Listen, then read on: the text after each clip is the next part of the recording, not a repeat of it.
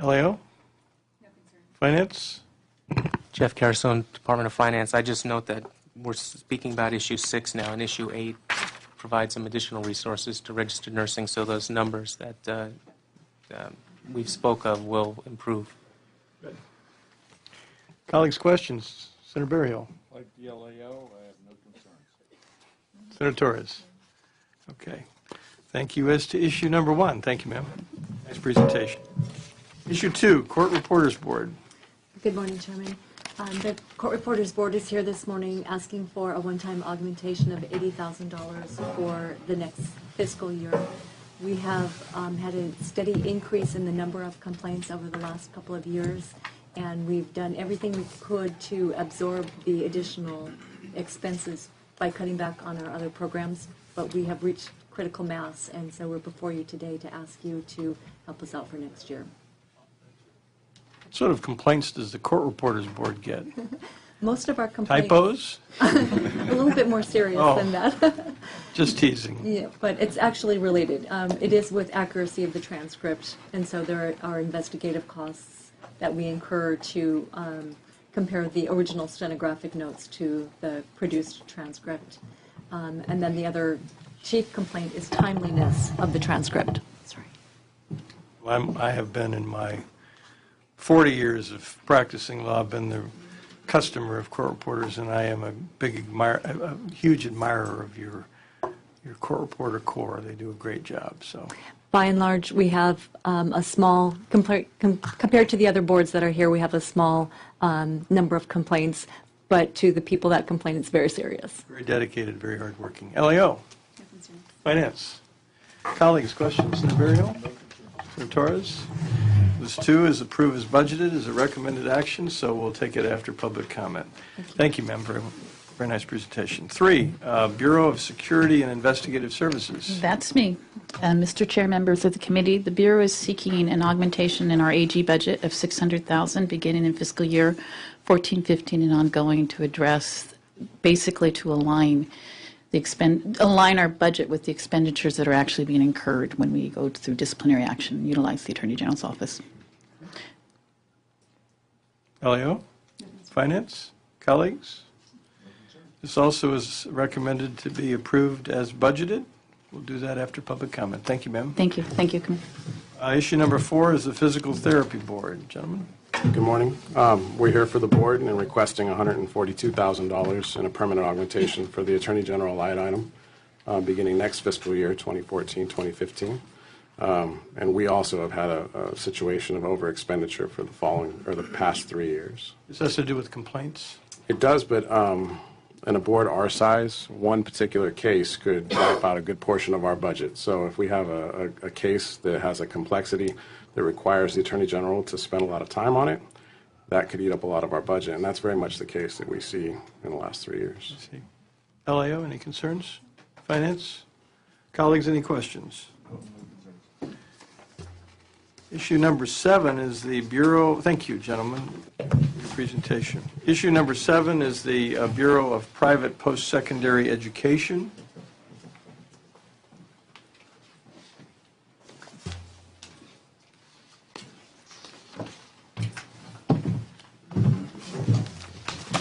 Thank you for coming, ma'am. Certainly. Thank you. I'm Joanne Wenzel. I'm the chief, the Bureau for Private Post-Secondary Education. Wenzel? Oh, yes, ma'am. Thank you for coming back. Must have been kind the last time. You may proceed. Thank you. The Bureau for Private Post-Secondary Education is requesting an augmentation to our budget in order to hire 11 staff to process our backlog of complaint investigations.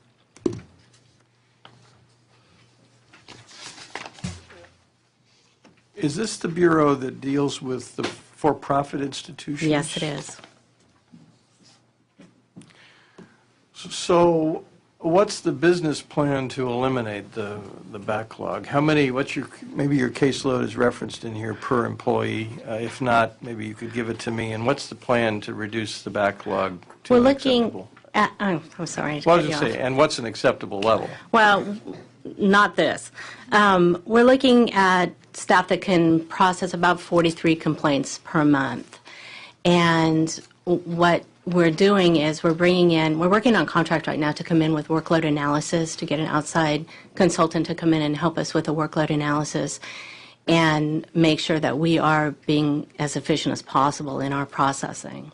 The backlog generally stems from the fact that we didn't have the opportunity to hire for these positions until late 2011, and we were accumulating complaints all through the sunset period and the first 2 years of our life, as it were, as the Bureau was created January 1, 2010. What's your caseload per employee presently? Well, we have 2 AGPs right now that are doing the outside investigations, and we have about 400 field investigations. So we have about 200 cases per employee. You have 2 employees that are handling these complaints? That are handling the outside investigations. We have an additional 8 staff that are working on the desk portion of the investigation. When complaints come in, we see if we can handle it first from an analysis and desk investigation.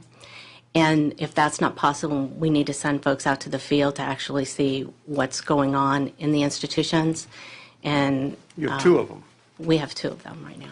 Oh, I hesitate to ask what the average processing time is. I don't even know. As you were asking that question, I was trying to text my staff to get that answer for you, and unfortunately, I couldn't reach anyone. They're all busy working. Probably requires a calculator. Pardon?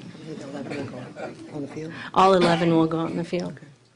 All 11 All will be 11 in. will be field investigators. So we will now have 12 in the field? Well, 13. 13. Good for you. LAO, any questions or concerns?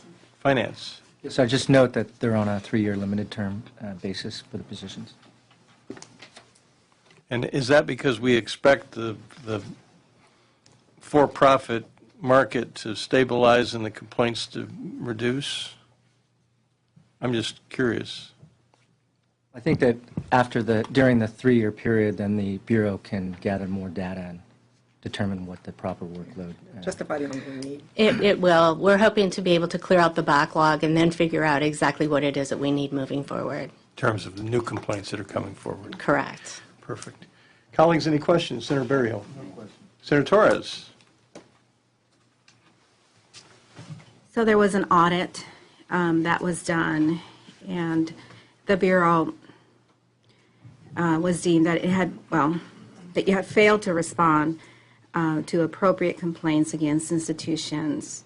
It also indicated that it had almost 780 complaints outstanding as of October of 2013, and that 546 of those complaints had already been outstanding for 180 days. So while I understand that you only have 2 people, were you raising the flag at that point that you were incapable of completing this work because you were not properly staffed, or that you did not have the tools that you needed in order to complete these complaints? We've been doing workload analysis on this and trying to figure out how best to utilize that to get to that point. And that's all. The answer is yes. We have been raising the flag and looking at this and trying to figure out better ways and get staff trained in order to better handle these complaints. So the auditor also reported that the Bureau did not prioritize complaints based on their severity. You're telling me that the auditor pointed out all these things and you have not looked? Or have you responded to the auditor's concerns? The audit response is not due for another month. I would put forth that as the Bureau began operations on January 1, 2010, we have gone through several different variations of how we're processing these, and so we have gone through kind of an evolution of where we are.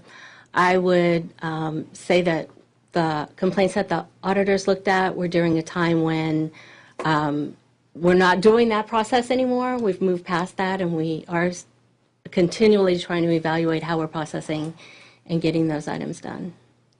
So now you have a consultant. So now we're paying for a consultant.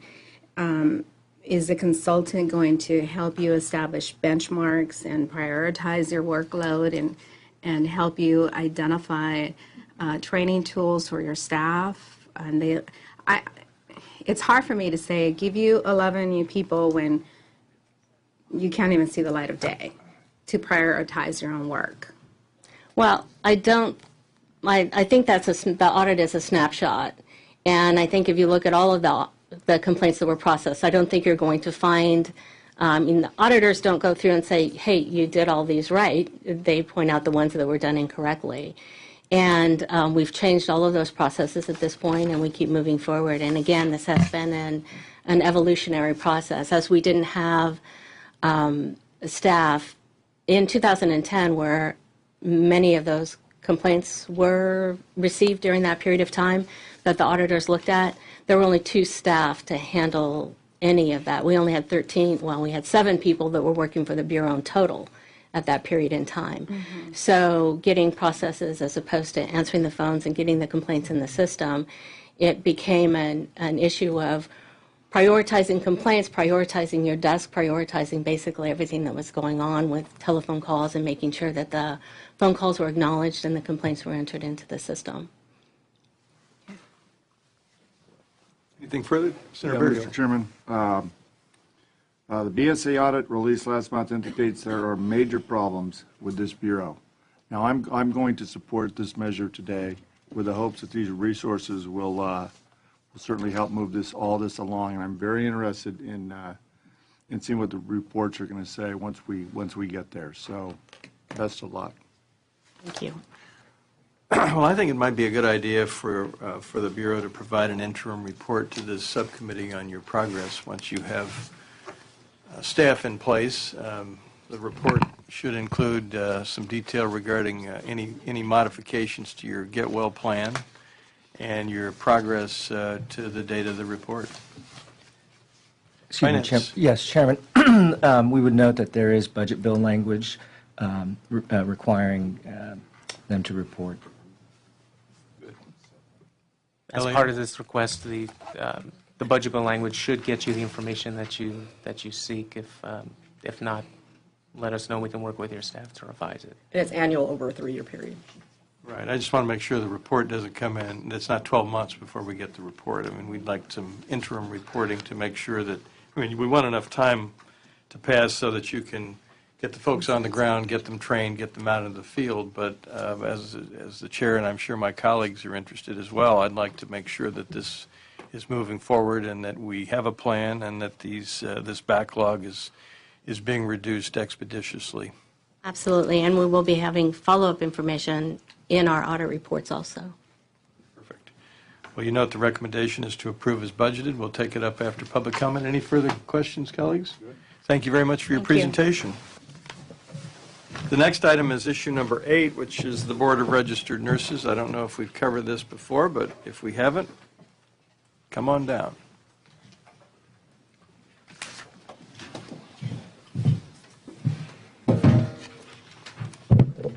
Good morning. Stacy Berman, Assistant Executive Officer.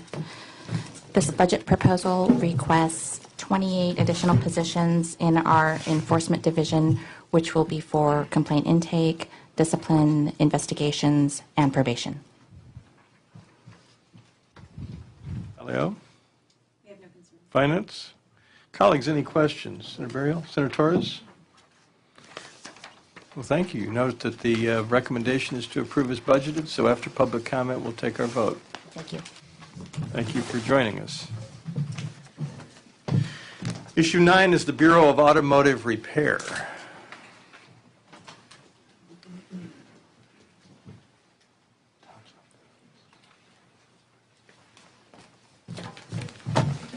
Gentlemen, if you would identify yourselves for the record. Yes, good morning, Senator Roth and members of the committee. My name is Patrick DeRay. I'm the Chief of the Bureau of Automotive Repair. Mr. DeRay.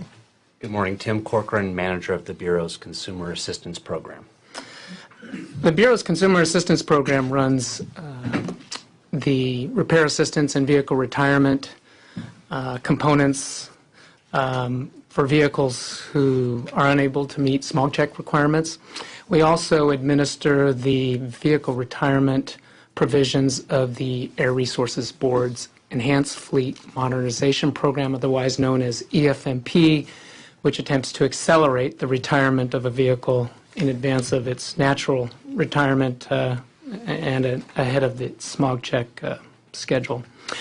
This proposal was triggered by enactment of Assembly Bill 8 last year, which extended the funding for the EFMP program from January 2016 to January 2024. We are respectfully requesting $40.3 million for the Enhanced Fleet Modernization Program, $37 million of which would be for the retirement-only provisions that the Bureau administers. This would allow the EFMP to continue as current spending under a limited-term BCP is due to end on June 30th of this year.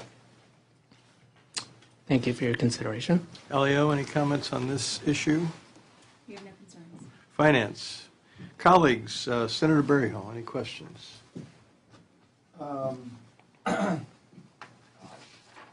Just maybe a comment.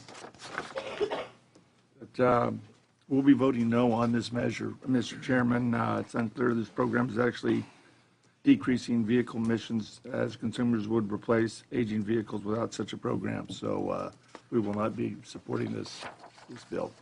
Senator Torres, any questions? Okay, gentlemen, you'll see the staff recommendation is to approve as budgeted. We will get to this after public comment. Thank you very much. Thank you. So let's take public comment now on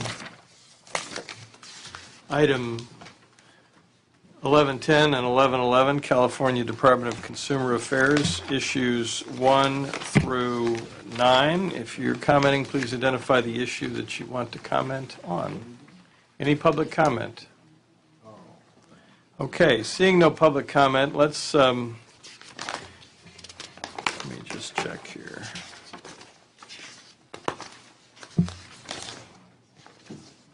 I'm going to take them 1 through, see if I can do 1 through 8. Colleagues, may we take issues 1 through 8 together? So issues 1 through 8, the staff recommendations on each, approve as budgeted. Do I hear a motion?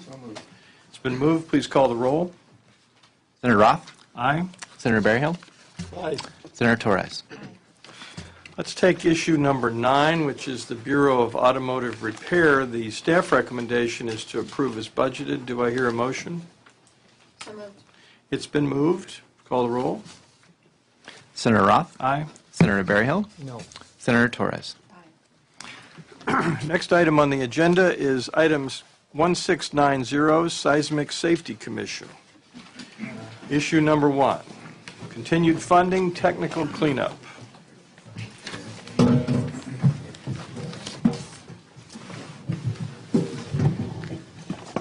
Gentlemen. Good morning, Senator. Richard McCarthy, Executive Director. Dave King, Legislation Director. Thank you, Mr. McCarthy. Mr. King, you may proceed.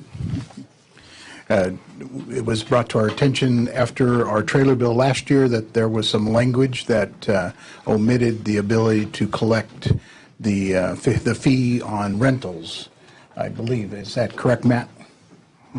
Finance? Yeah. Yes, last year, trailer bill was adopted establishing a fee on residential and commercial property exposures, and it was to apply to both renters and owners' policies, but the language did not capture renters and leases, lessors. So this is just technical cleanup. It was always our intention last year to include them, and our revenue estimates were based upon having all those parties. So this is just a technical cleanup to make sure we capture that revenue. Okay, colleagues, any questions? Senator Berryhill. Yeah, I got a couple. Are the policyholders notified that they are paying this tax, and do they receive information on what their tax dollars are actually buying? They will if it's passed along. Most of the insurance companies that we've talked to have no intentions of passing it along. The cost to them is is greater than what they're going to get back. So the State Farm, for instance, is not going to collect they're just going to pay the assessment. They're not going to pass it along to their customers. They tell me that it'll cost them more money for the 15 cents per policy and phone calls but if they do pass it along, they are notified in their statement that it support the Seismic Safety Commission. Yeah, I've got some concerns on if this is really equitable tax. For example, the renters would pay the same tax amount as a property owner, but it seems the work of the commission provides a greater benefit to property owners who are likely to incur costly structural damage to buildings. Yet renters insurance typically only covers the policyholder's personal contents. So it begs the question: is this an equitable tax? Yeah, I'd like, if I could respond to that. I think, Senator, the greater risk is to the contents in the building than it is to the structure. You'll see that will be the first areas in which the damage will occur, and moderate level shaking will be contents on the wall, refrigerators, items like that falling over or crashing into each other. So the losses will be high.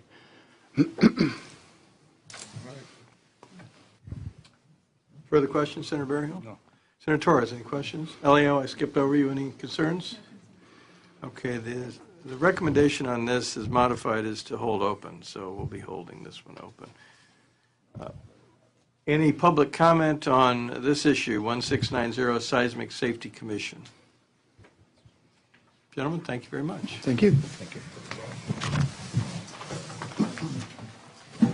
Next item is item 1701, Department of Business Oversight. Issue number 1, National Mortgage Settlement, Outreach, and Education.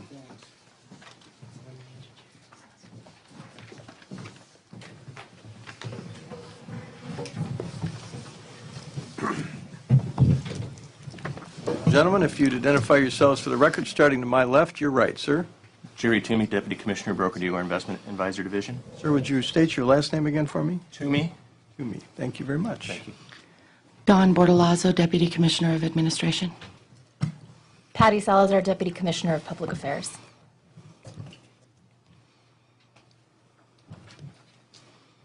Okay, you may proceed. Good morning. We have two BCPs today.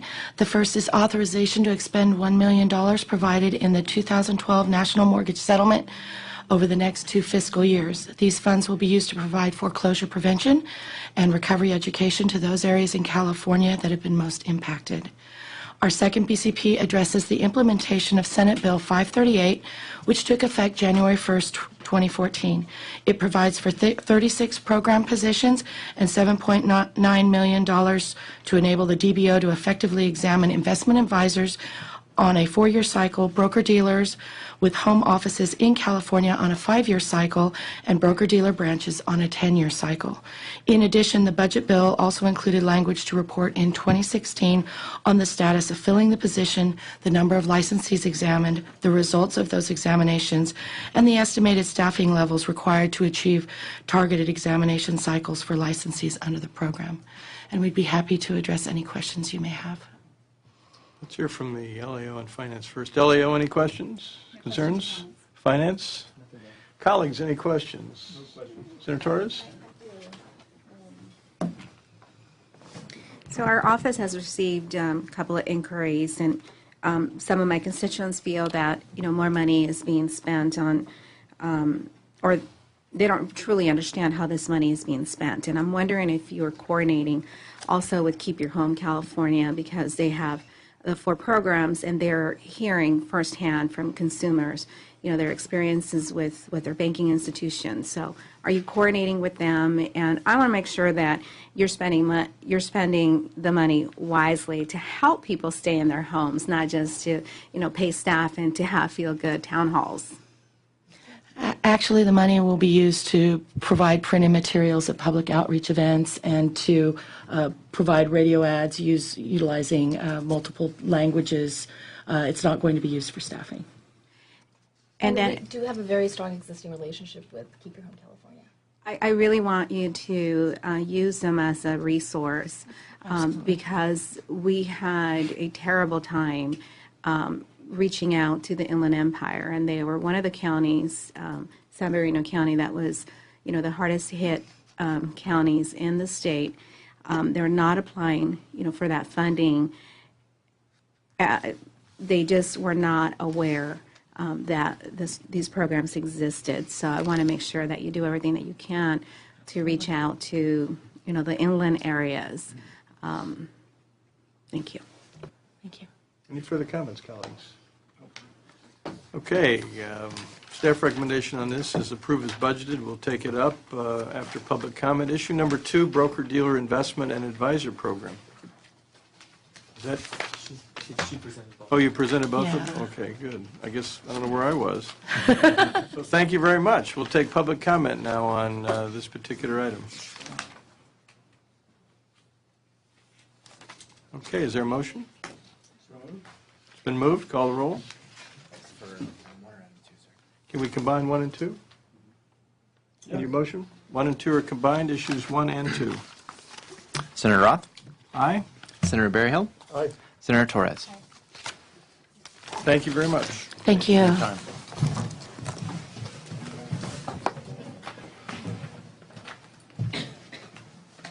time. Next item is item 2100, Department of Alcoholic Beverage Control, issue number 1, winemaker instructional events autographing.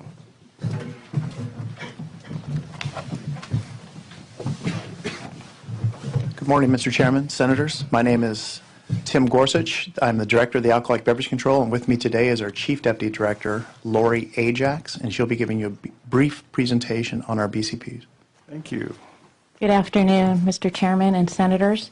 The department is here today to present 2 BCPs. Both are for implementation of recently enacted bills, one which is AB 636 and the second is AB 1116. And we are requesting one agent for AB 636 on a 2-year limited term basis, and on AB 1116 another 2-year limited term agent position. I'd be happy to answer any questions you have about the bills. LAO, any concerns or comments? No. Finance? Colleagues, any questions? No questions. I guess none. So staff recommendation on this is to approve as budgeted. We'll get to it after public comment. The next issue, number 2, is invitation-only parties at licensed retail locations. I think I jumped ahead and I did both at the same time. I apologize. I can hardly wait till my next hearing. Okay, so that recommendation is the same. Any public comment on either issue 1 or 2? Move both of them. Issues 1 and 2 have been moved. Call the roll. Senator Roth? Aye. Senator Berryhill? Aye. Senator Torres? There you go. Thank you very much. Thank you. Item 7760, Department of General Services. Issue number 1, excess properties, interim support, and consultant services.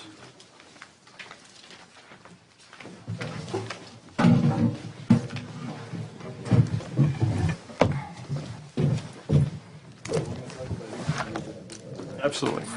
Absolutely. Well, I hope, if I catch it. Okay, gentlemen, if you would, your names, please, starting with my left, your right. Senator Roth, my name is Miles Burnett, and members of the committee, I'm sorry. My name is Miles Burnett. I'm Deputy Director of Administration for Department of General Services. Thank you, Mr. Burnett, sir. And Bob McKinnon. I'm an Assistant Branch Chief in the Real Estate Services Division and manage the state's surplus property program. Thank you both for coming. Who wishes to begin? I will do so. First BCP, excess property, interim support, and consultant services. The governor's budget includes a one-time augmentation of $1.5 million to the property acquisition law money account and a commensurate general fund loan in fiscal year 14-15 to support the disposition of 4 surplus properties: Agnews Developmental Center, Estrella Correctional Facility, Preston Youth Correctional Facility, and the San Francisco Civic Center. Of the $1.5 million, $848,000 will be used to provide property management services, security, fire protection, grounds, keeping, repair costs, and utilities for Agnews Developmental Center until the property is sold. $658,000 will be used for external consulting services and marketing costs for the surplus disposition of Estrella, Preston, and the San Francisco Civic Center parcels. Any further comments? LAO? Finance? Colleagues, any questions? Senator Berryhill. Senator Torres? Okay, this item is staff recommendation approve as budgeted. We will take public comment in a bit and take a vote on this. Issue number 2, are you for that as well? Mercury Cleaners site remediation? I am. Mercury Cleaners site remediation. The governor's budget includes a combined total, so this is BCP and spring finance letter, total $3.7 million one-time general fund augmentation for fiscal year 14-15 to fund remediation at the Mercury Cleaners building site, a state-owned property located at 1419 16th Street, Sacramento. The funds will be used to perform site investigation, assessment, and remediation work to begin addressing the full extent of contamination in the area surrounding the Mercury Cleaners building site. There will be a request for general fund expenditure authority in fiscal year 15-16 for additional remediation and continuing requests each year thereafter for possibly several years to fund the required ongoing monitoring and treatment of this site. LAO, any concerns? No concerns. Finance? Senator Berryhill. Yeah, I got some concerns here. Are we taking a vote on this item today? We're going to vote on all of these. I thought I would move issue by issue, take public comment, and then take separate votes on each issue, if that works. Yeah, I just I don't understand why the state is in the business of being in business for starters. This seems like it should be in the private sector, and how we end up. Are we going to be finding ourselves at the end of this thing, or I'm not sure how it works. We leased the property to CATA for almost 50 years for $0. CATA generated revenues for nearly 50 years. This is a beautiful thing. Right? Meanwhile, the dry cleaner and auto repair polluted the ground and the air. So now the state gets stuck with a cleanup mess. Am I reading this right? Yes, that sums it up. We're upside down here.